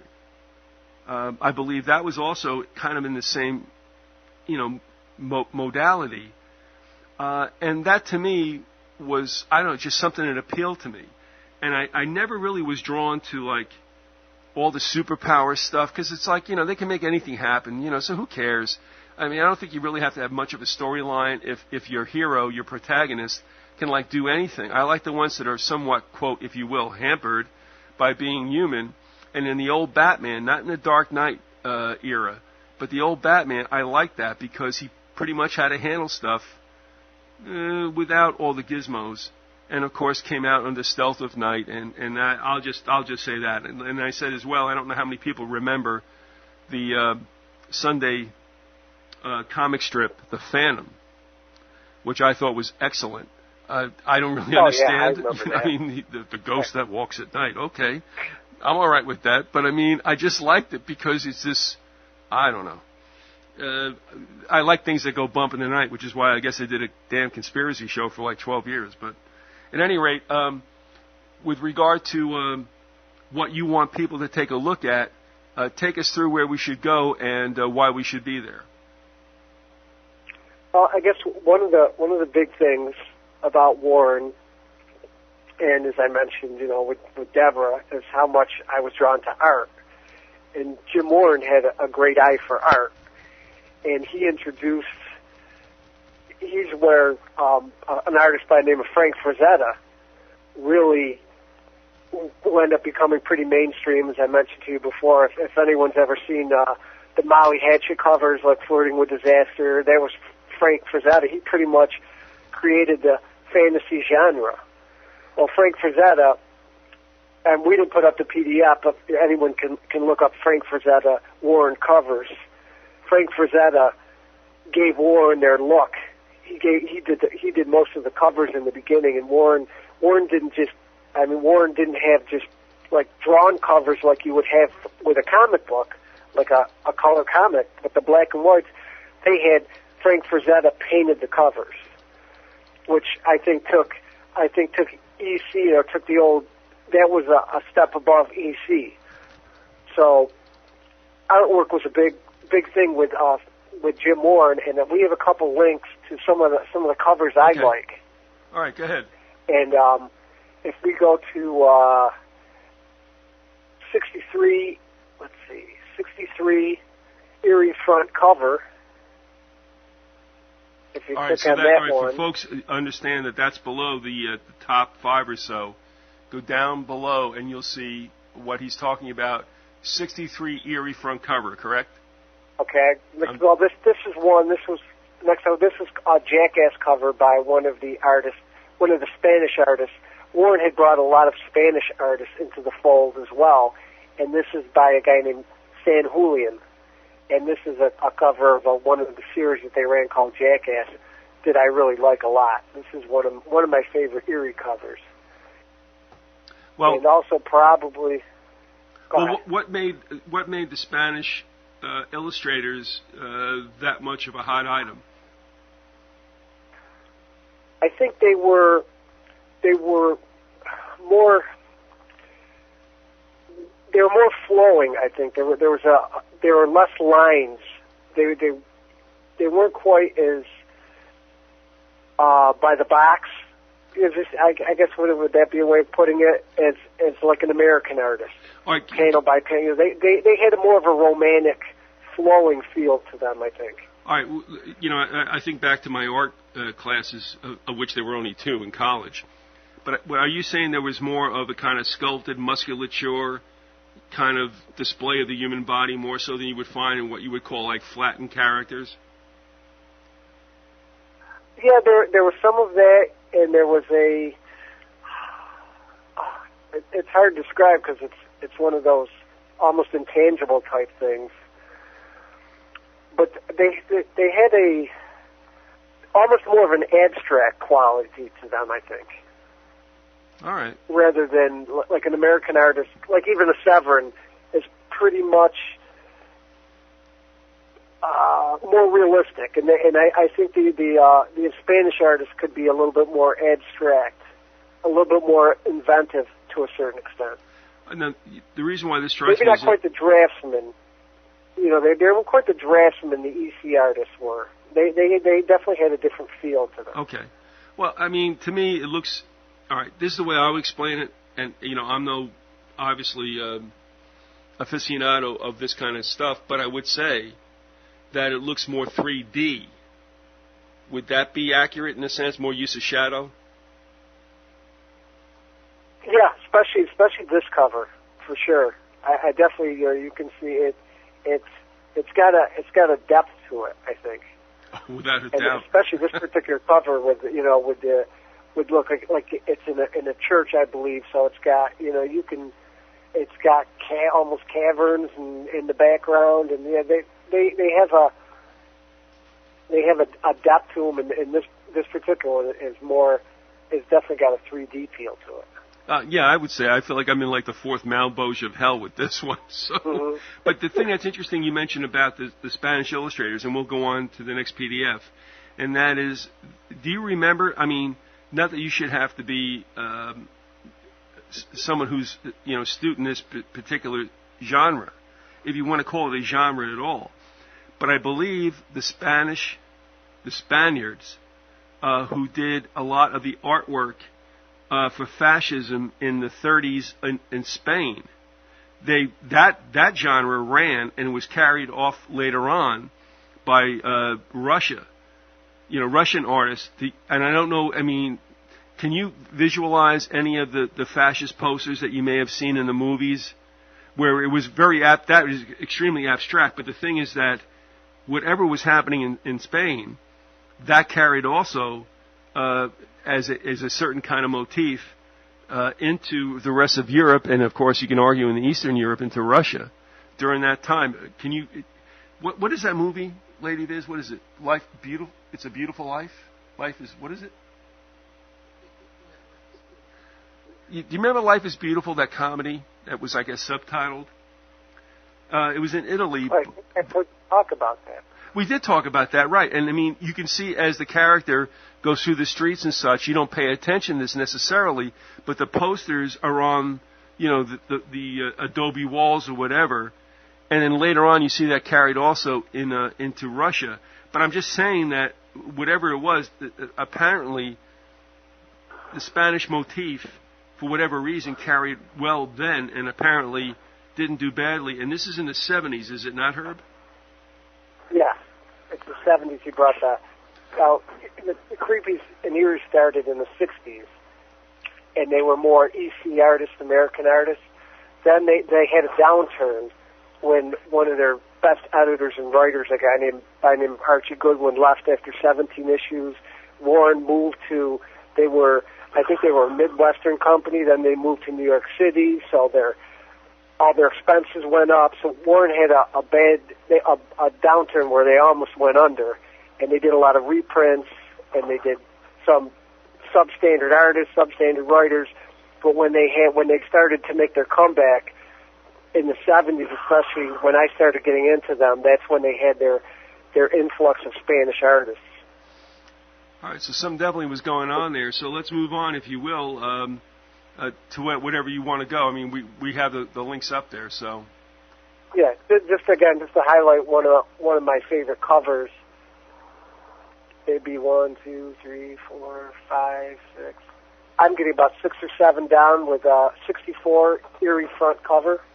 You're right. Underneath that particular break we have, EERIE, 64 EERIE front cover. Okay, I'm calling that up now. And that's the Exterminator cover with the 2 robots. Yeah, and if anybody calls this up, I just want to say, if anybody calls this up and they find the graphic too big, obviously with this PDF you can bring it back down to a reasonable size. But please go ahead. I'm sorry, Herb. Yeah, this is before the Terminator and that type of thing. A lot of these Warren comics ended up almost becoming movies, and this is by actually Frank Frazzetta's wife's nephew, I believe. So he learned a lot from Frank Frazetta, and this particular artist, Ken Kelly, also did the cover for the Kiss Destroyer album. If anyone's familiar with that, it's just a cover. I think they used to sell T-shirts, and I'd love to have this on a poster or cover. And this is just, to me, it's just kind of indicative of what made Warren so good. Part of it was the inside artwork and their stories for sure, but they just had great covers. And when I started not collecting them anymore, I had a subscription to them. One of the things that really went downhill were their covers. Because Kelly had left that artist before, San Julian. They had a guy named Enrich. Their covers had really started to go downhill. But to me, that's what really set Warren apart. This is something I think that Warren was an innovator in with these covers, and especially bringing Frank Frazetta, who pretty much started the whole fantasy genre. You know what this reminds me of too? Not that I care for the movie, but it does strike me as being in the same vein as this. Not that it's a big deal, but War of the Worlds, the modern one with Tom Cruise. Mm-hmm. That cover reminds me very much of that. I don't know if you remember the movie or not, but it's very, I don't want to say stick figure-ish, but very lean with these kind of characters. Did you see that movie, by the way? No, I didn't see it. I'd sort of like to because Orson and H.G. Wells, right? I don't know if there's anything good in there, but unfortunately, winks and nods. But well, it leaves the whole H.G. Wells thing. I mean, they go into a modernized version, and interestingly, it happens in Bayonne, New Jersey, which I remember very well. But it just that's the kind of caricatures that I saw. So I just was wondering if you saw that whatsoever. But go ahead with your next selection. Well, since we mentioned Neil Adams, if we scroll down to the bottom, we have a PDF of Neil Adams from Creepy 75, Thrill Kill. Okay. And it'll give some people a little bit of idea of who Neil Adams is. All right, so I'm looking through this thing. So Thrill Kill, yeah, okay, that's in the lower bunch also. About 1, 2, 3, 4, 5 down. Okay, got it. But this is considered Warren's best story of all time. And I'm not sure if it was the writer or the editor, but they said for Neil Adams only. This was at least the writer had Neil Adams in mind for this script. And like Deborah said, he has a filmmaker's eye, I think. He has to do panels from all angles, especially from up above to down below. And this is considered Warren's best story. And Neil Adams, like Deborah said, when I was mentioning the 100 greatest comic book artists of all times from Atlas Comics, Neil Adams is actually number 3 behind Jack Kirby and Will Eisner. So this was probably the heyday of Warren horror magazines, because originally they started out as more, the vampires, Dracula, vampires, werewolves, that type of thing, kind of your standard horror. But later on, when they made their comeback and they went into more mature type things that weren't just about monsters, but day-to-day events and shooters on rooftops and psychological thrillers, this was from that era. To me, probably the best era. I even, as like Deborah said, I think sometimes the storytelling got better. I don't necessarily think a lot of times, like you said, I don't think the art. I'm not sure if the art in comics got better, but I think the storytelling definitely has to a certain extent. They get into more areas that they did back in the '60s. That's for sure. Yeah. Okay. I'm looking at it now. Oof. All right. And which one? I'm sorry. That one is Thrill Kill, right? Thrill Kill, right? That's again considered Warren's best story by far. And what year is this? I believe this was 75. Yeah. 75? But I mean, think about all the serial killers, and I'm not saying serial in the sense of, actually you should call them mass shooters, because they're not serial in the sense that they've done it time and time again. But when they decide to do whatever they do, they take a whole lot of people with them. But I mean, we all have to admit we've seen a rise in these kind of situations in the last 2 years or so. Does anything strike you about? I'm not saying they were. Well, here's the point: either they were lucky, in a sense, or they were plugged into what was going on. And I think that's an element that you wanted to bring out as well. Are we looking at people who kind of like got it like we do? We wouldn't call them conspiracy theorists at that time. We would say futurists. What about that? Because, in a sense, we've seen this kind of stuff play out time and time again with somebody who doesn't seem to be necessarily bull goose loony and yet, turns deadly with a firearm. Well, the writer of this story, Thrill Kill, also wrote the one that I think we have a link to the Creepy 73 with the Unprovoked Attack on the Hilton Hotel. Well, this is the same writer. And Unprovoked Attack on the Hilton Hotel is kind of what started this whole thing when I sent it to you, as you know. And that was basically a story. It was an allegory for Pearl Harbor, between Hilton Hotels and Waldorf Astoria, who have hotels on Saturn and are competing with each other, and it gets pretty nasty with murders and a bombing by Waldorf on the Hilton Hotel. And they just happen to have the president and the CEO of Hilton Hotel just happens to look like FDR. Oh. And I took that as a play on corporations waging war or being behind wars. And you could also take that from the Iron Man. If you want to take it one step further, it looks like because it's a takeoff on Pearl Harbor. If you want to take it one step further, you could argue that basically he's saying that America is a corporation. Well, it is. Yeah. Yeah, I mean, but I'm saying, was the writer saying that? I'm not sure. You know, I mean, that's a stretch to me for 1975 to think that. I don't know how people could know this stuff before the internet, obviously, but obviously people did. But in my mind, I could never know this without the internet. So I'm not sure how far the writer was going with that. But he was definitely, I got to think he was plugged into something. I can't at least take it as corporations being behind wars. I just want to let people know this is one, what Herb's referring to is an article, I call them articles, but they're strips. This one is on the internet, and you can see it there. It's not one of the ones that I PDF'd for this particular show, so it's not as close up and definitive as you will see in the other PDFs. But remember something too, Herb. I mean, one of the things that we've been doing with the Olympic files is going back into suppressed history and the stuff that people were writing, you know, even a century ago about what is happening today.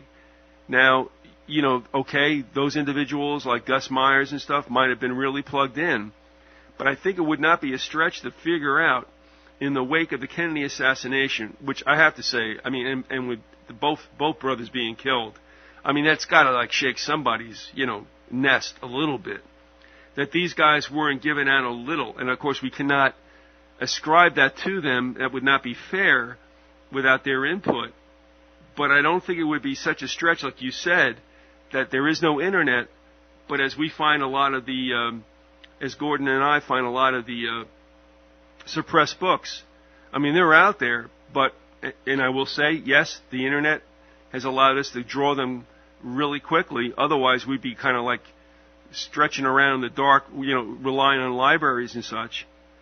So, yes, I agree with you. The internet is probably partly to do with what we see. But when they were doing that at that time, I had a hard time believing that these guys who obviously are extremely intelligent and gifted kind of didn't understand that something was going bump in the night. And that's my take. Herb, what do you think? Because, I mean, you know, I don't really know. Yeah, I mean, I would have to agree with that. I mean, there were definitely 1980 in the Warren magazines. There were overt 1984 references, without question, from different authors, especially in their sci-fi issue, which is the one we met. The Attack on the Hilton Hotel was from Creepy 73, which was their sci-fi issue. So, they definitely had a, well, I mean, like you say, science fiction is generally bleak. Yeah. And it's, there's no question that they were onto something. And like you say, without actually getting the writer's input, you don't necessarily want to ascribe too much. But when some are about the Exterminator series, which we showed the cover, was about population control and keeping exterminating the unfit, and they had one of the stories was the original Exterminator story was a guy named Peter Orwell who had a child when he was deemed unfit he was genetically unfit to have a child, and then him and his wife had a baby. He was, right after she had a baby, he was arrested, and he was given the choice of spending his life in prison or becoming an exterminator. So he opted for the exterminator, and the first act he had to do to prove his loyalty, now sometimes they don't always make perfect sense, but they put his brain in the exterminator's body, but his actions could also be overridden or complemented by a computer. Well, the man's name was Peter Orwell, the computer's name was George. So, there's no mistaking that. Yeah, I don't think there's any getting around that. So do we have his first act? The first thing he had to do to prove his loyalty was to kill his own daughter, who he shouldn't have had in the first place, according to the government. So yeah, they were conspiratorial and plugged in, and I think George Orwell's 1984 cast a huge shadow over a lot of these writers, especially if you're a sci-fi writer. You have to know George Orwell. Well, yeah, we would think so, but that, sometimes we wonder if that's the case. I just want to let people know, if you want to get in on this and you have a question or a comment to make, you can do so in the time that we have left, and it's only about 18 minutes or so. The call-in number is 618-219-8824. Okay, so one more time, and that's it for the rest of the show. Your calls are welcome, but it's 618-219-8824. Yeah, Herb, we've talked about it. Huh? I was going to say, before I forget to mention, when Warren finally did do a strictly sci-fi magazine, the name of it was 1984. They later changed it to 1994, but it was 1984. So there's no mistaking how much Orwell had an influence, and like you say, the sci-fi is generally a dark genre, yes. Futuristic, about just taking it a couple notches further, especially with the technology. But the eugenics played a part. There's definitely a plugged in. They definitely had some people that were plugged in, and actually one of the writers, I'm not sure how to pronounce his last name, but I always called it, his name was Doug. I always called it Minach. It's probably Monch or something like that. Okay. He was also a writer for Warren magazines. Well, I have an anthology book by him called The Big Book of Conspiracies, where he had different artists, but he was the sole writer, and that book was recommended by McGowan. And so it's even this one, it's a comic book, but it's out of print. All right, like all the good ones are. Herb, we do have a caller, so caller, come on. Hey, how you doing? It's Gino again. I just want to make a reference. You guys were talking about Spanish artists, but in the 80s, the big artist was, his name was Boris Vallejo, I think. Yes. Yep. And he had used, I think, the woman weightlifter Rachel McLeish. She was a bodybuilder, as a model in a lot of his artwork. And I think that he was probably the biggest influence back then, because I remember talking about, with friends of mine, Boris was the big guy, you know what I mean? People had, his posters, his artwork, pasted up in their apartments and stuff like that growing up. And I think that he was probably the biggest influence at the time. And that's just what I want to chip into. Yeah, I have a book of some of his artwork I got from my wife when I think Yes. we were first dating. And it was Boris, and I don't know if you're aware, his wife, Julie, is also an artist. Oh, I didn't know that. Yeah. No, I didn't know that at all. Her style is very similar. She learned from him. Her style is very similar to his. Okay. Boris Vallejo, he was a huge fantasy, painter. And of course, like I say, Frank Frazetta pretty much started the genre. But we have Boris Vallejo, a very big name, and I learned of him through my wife. Yeah, well, I learned a thing through, it was the Conan, when the Conan movies were coming out, he was the guy that was doing the artwork for those Conan posters and stuff like that. Yeah. And he was the go-to guy. Gino, I just wanted to pitch in that. Gino, hold on a second. Yeah. It's true. I've seen a lot of your photographs, and I think this all plays into what we're talking about, because you and I had always said, I think we would prefer working in black and white with shadow, dark, and light, and all that other stuff, right? Is that correct? Yeah, you know what? I started working in black and white when I always think that the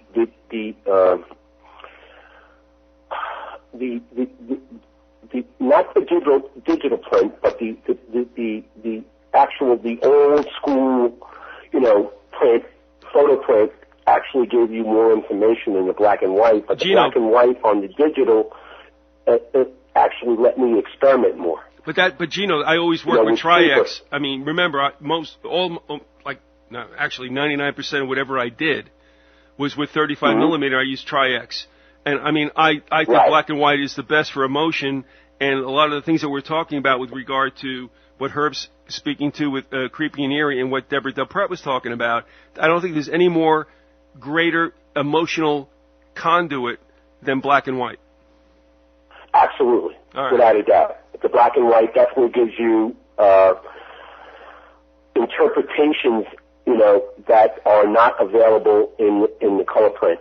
The black and white is it actually, there's so much more information on the black and white cell, believe it or not, than there is in the color cell, than there is in the color print. Now stay right there, because I want to ask this of Herb.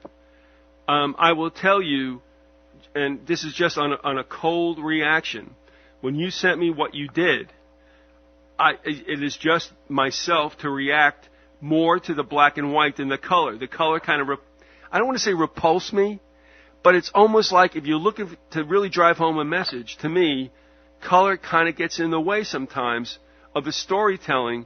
So I'm going to throw it to you, Herb. Not that you have to feel that way necessarily, but what is your take? Because as I said to Deborah, I'll take the charcoals. Oh, I absolutely agree. And I know, my artist John Severin, he was actually colorblind, but he agrees.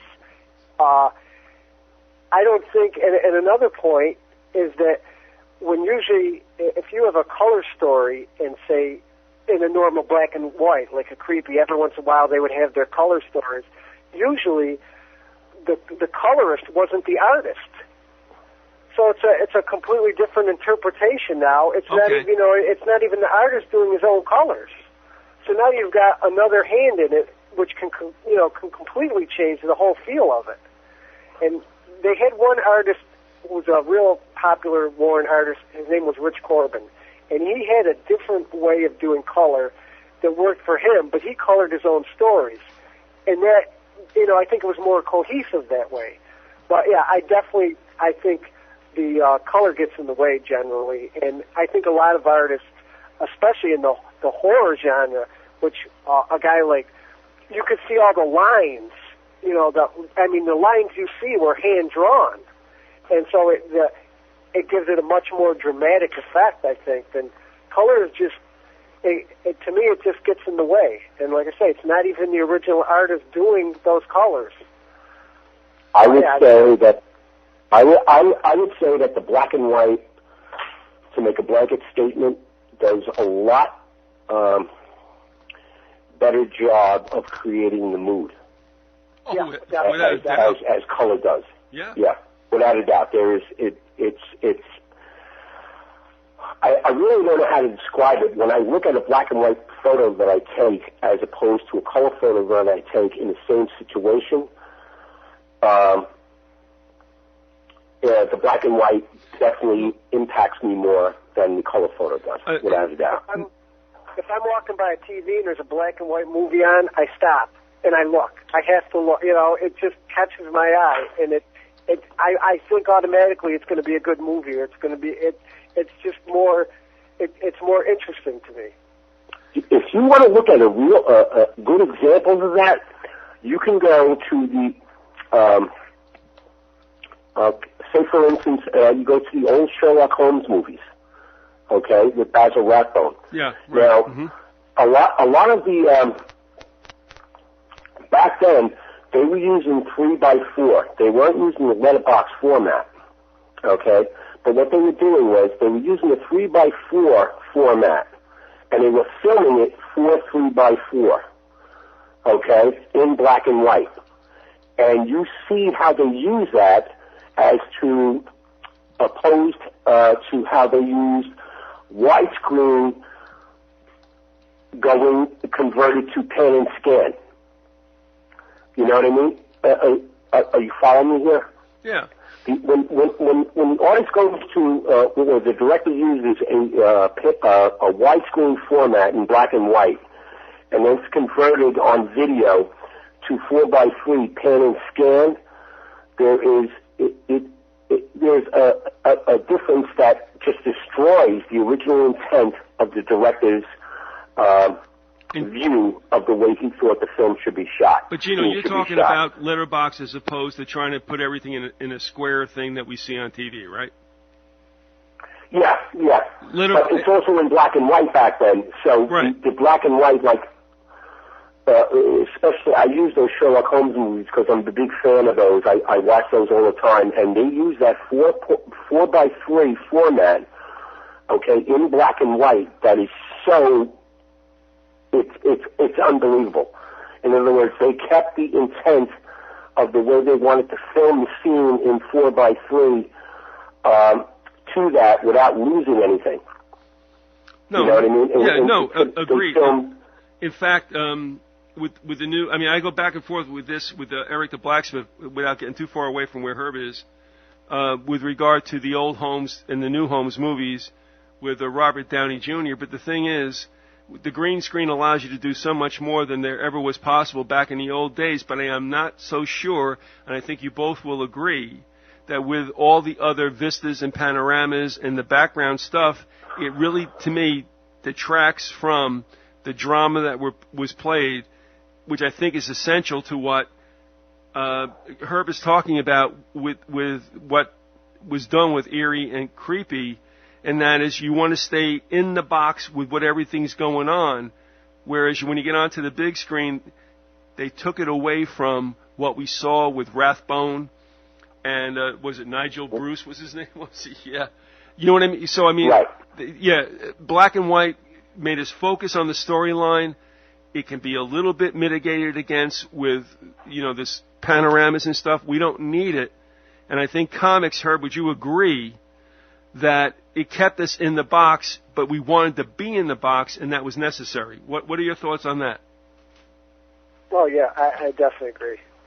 Black and white, blacks and whites, and sometimes a little tone is okay in a comic book, but black and whites and the lines, as Deborah talked about, comics and movies are related. So it only goes to, it only stands to reason that if a movie looks better in black and white, so do comics. Agreed. And like James said, you can set the mood better, and it just, and like I say, the little subtleties and an artist puts when he's working with ink. He's not working with color in a comic book when he's doing it. He's working with ink. So to me, the color is only just, it's not there to begin with. It's only getting in the way. So, I mean, we all agree, I think, that whether it's in film or TV, that you can take away from the story by becoming too distractive with color, with panoramas, and all that. I mean, I never brusque from watching a black and white movie. When you sent the PDFs along that you did, I gravitated immediately to the black and whites, and I didn't even think about that until we were just talking about this. But I mean, we're going to have to wrap this up pretty soon. But I think Gino brings a good point in, and I have to admit, I saw a lot of his photography from Brooklyn, and you'd say, well, it's a city, who cares, it's all black and white anyway. No, it's not. And he had a depth of emotion in what he did. And I think that's also what you're bringing out, and I think Deborah was talking about also with the spirit.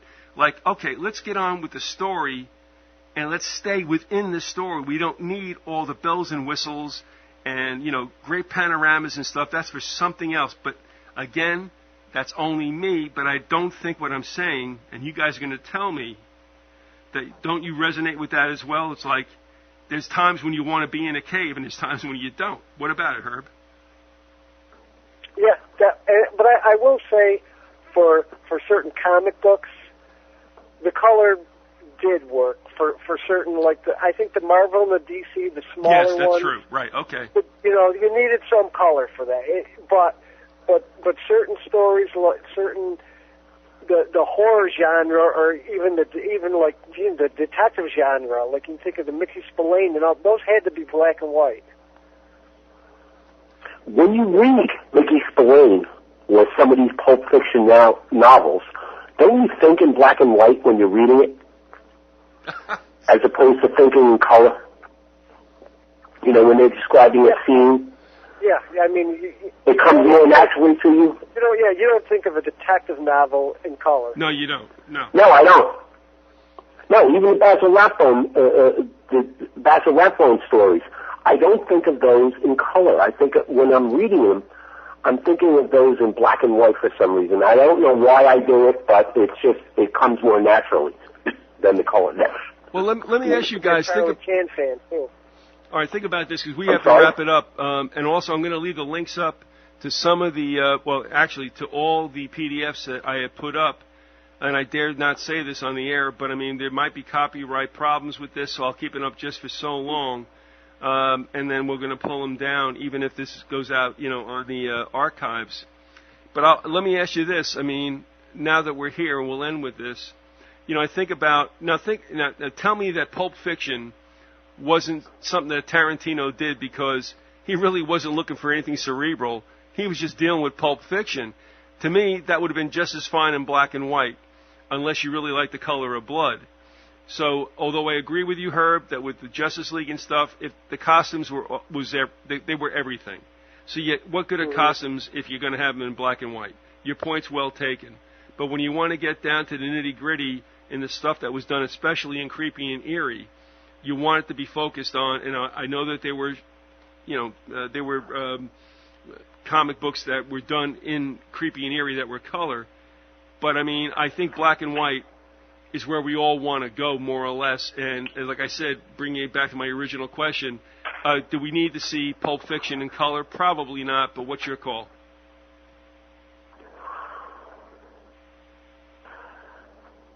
Yeah, I'd agree. It was probably been better in black and white. Well, it was a good movie. Pulp Fiction, you know what they did, I think, in Pulp Fiction? They used color for the scenes, but they used black and white for the dialogue, if you could grab that.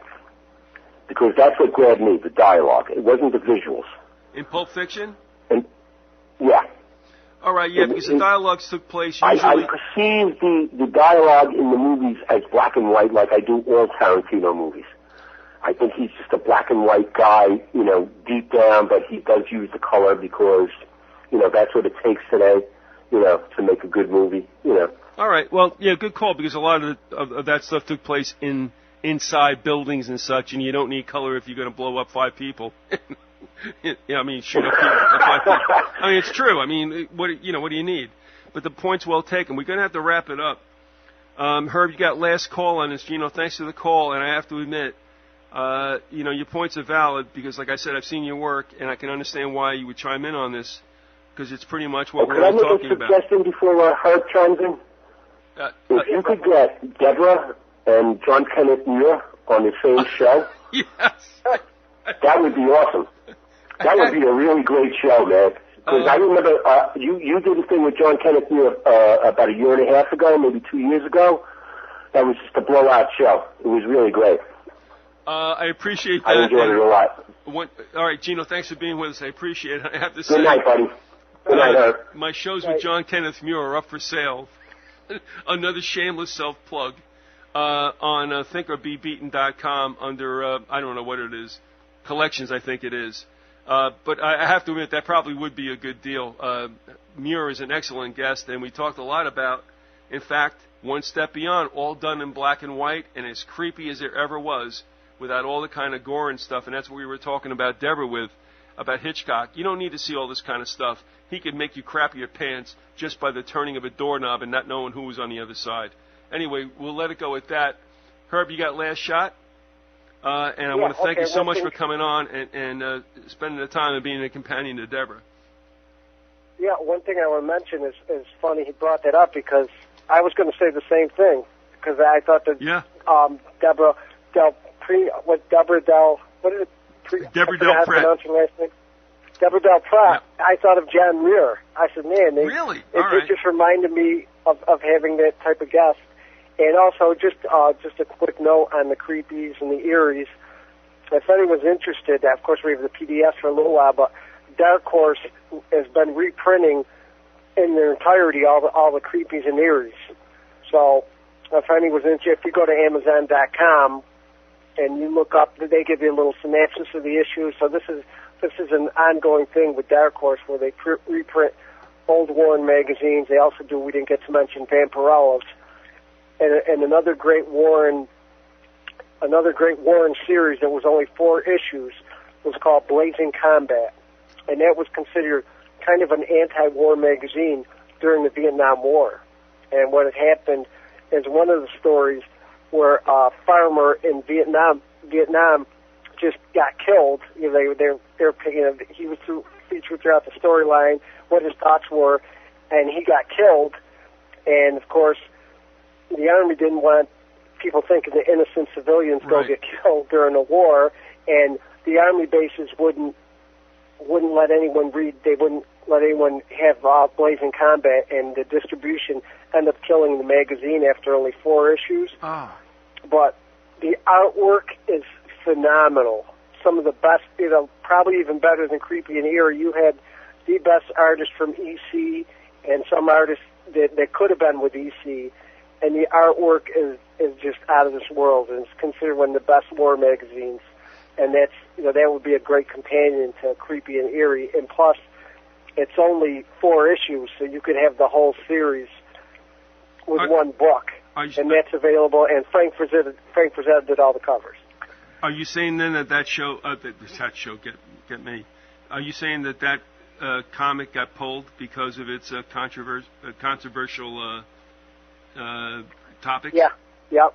Holy yeah, man. Definitely. And yeah, people just to distribute, like Warren said, the first issue did great, and then word of mouth, and yeah, it was definitely controversial, and that was written by the guy who I mentioned, Archie Goodwin, wrote like virtually every story, but that was taken from Harvey Kurtzman, who did some war magazines for EC, and one of Harvey Kurtzman's stories featured a bomber, the Air Force bombers, and how removed they were from the devastation that they were causing down below. And so Harvey Kurtzman sort of set the tone for EC war magazines with a more humanistic approach, rather than all the just shoot 'em up type war magazines that you see, like the Sergeant Fury. Sergeant Rock. He actually focused. Yeah. He actually focused on the people and the devastation the war brought, which, I don't even know if that's far enough for me to even consider anti-war, but it wasn't pro-war. It was definitely a more realistic portrayal, and that was Blazing Combat. And yeah, it was too controversial. It was way ahead of its time, and the artwork is just out of this world. And like I say, anybody that likes art like I do and comic book art should check out Blazing Combat. So you're saying, Herb, you pinko faggot, that there is no freedom of expression in America, isn't that right? No, I wouldn't. Well, I will. Okay. Yeah. All right, listen, obviously. Thanks. Go ahead, Herb, I'm sorry. Yeah, I obviously agree, and yeah. It's the Hegelian dialectic. It's only within a certain framework can you be controversial. Herb, I want to thank you for doing 2 hours with us in Yeoman's Duty. That's excellent. I appreciate it. And maybe we might want to go for a third part with what you're talking about with the banned, somewhat anti-war comics.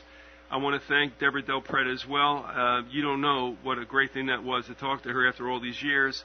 I want to thank the callers also, honestly, Kira, Crazy Karen from Canada, Gino, Bonaducci.